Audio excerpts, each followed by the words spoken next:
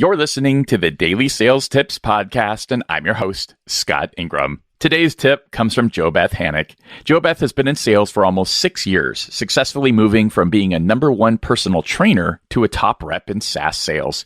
She's been successful in full-cycle closing roles and recently started an enterprise BDR role selling dispute management software. Here she is. Hey, it's JoBeth, and I'm going to talk about the importance of just getting started.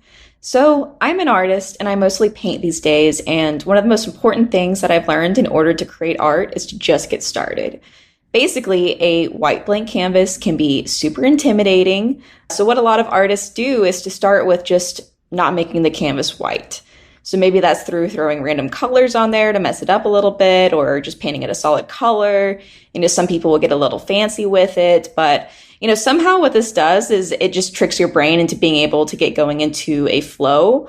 If I can tell myself to just paint for 5 minutes, sometimes this is enough to light a spark and I will paint for hours.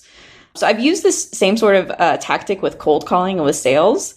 I've cold called for years, but sometimes I still get a little bit antsy if I haven't done it in a couple days or something. So I choose a lower level contact, take the pressure off of booking a meeting, and just hit dial. It can be intimidating to be like, okay, I need to make 50 calls today. But if I just tell myself like, hey, let's just get started. Let's do this for 5 minutes. It just makes it a lot easier to get into the groove, which I feel like is important. So sometimes the hardest part is just getting started. And if you can knock that out, then you can have a really productive day ahead of you, even if you started off in a weird headspace. So hope this helps, and feel free to connect with me on LinkedIn. You might even want to get started by getting connected with JoBeth on LinkedIn. We've got that link for you at dailysales.tips/1020.